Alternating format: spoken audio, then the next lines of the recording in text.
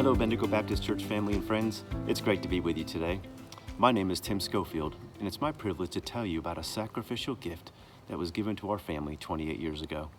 But until then, welcome to my garden. My garden is a place where I love to commune with God. I love to walk here. I like to listen to the birds, hear the bees, but mostly I love to listen to my Father speak to me. And just as the song says, He walks with me and He talks to me and He reminds me that I am His.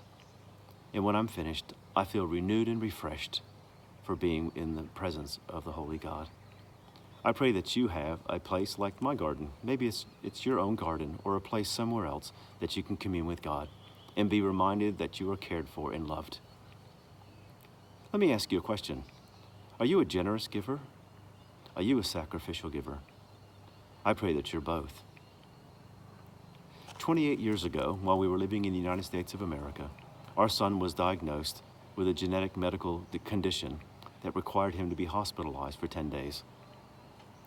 I was serving in the U.S. military at the time, and the prospect of him spending 10 days in the hospital was very concerning, not only for his own health, but on our finances as well. I was also serving as a worship pastor at one of our local churches there in North Carolina.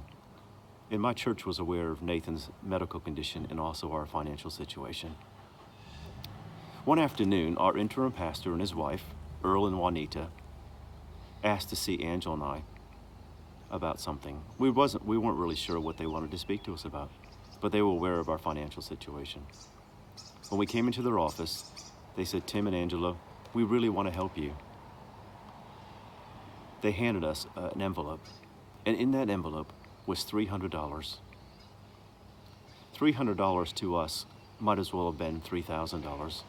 That was a massive amount of money for a couple that was probably on a fixed income. We believed it was a huge sacrifice for them. Of course, I wanted to repay them as quickly as I could, but they insisted that we not repay them. I said, "How can we repay you? Can we repay you in kind or some other way?" And what they said changed the trajectory of our lives from that point on. They said, "We don't want you to repay us, but rather we want you to do likewise in your future life. We want you to give sacrificially and generously to others as you're able to when the time permits." That sacrifice that Earl and Juanita gave us has changed our whole idea of giving in generosity most of our married life. We have had the opportunity, like probably many of you, to be able to give and to help others in their time of need.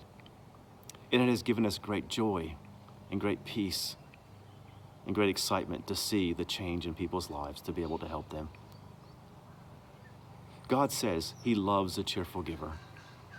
And He also says it's also better to give than to receive. We are a testament of that, and we believe many of you are as well. I pray that as you seek the Father, look for opportunities to serve Him. Look for opportunities to give. Giving might not be financially. It might be of your time. It might be of your talents. But I pray that you will be a sacrificial giver, a generous giver of your time and your resources. As you know, our church has needs all the time, and many people that attend our church have needs as well. I pray that these needs will come to mind and that you will seek the Father on how you ought to respond. I'm so grateful to Earl and Juanita for that wonderful gift they gave us 28 years ago. We are so grateful to them for instilling in us that desire to serve others and to give to others sacrificially and generously. I pray that you, in the coming days, will find opportunities to do just the same as Earl and Juanita did for us 28 years ago. What a blessing it is to be able to give and to care for others in the family of God. I pray that you'll have a great week. Continue to serve Him, love on Him, and seek Him for all that your needs and all that you have. Thank you. God bless you all.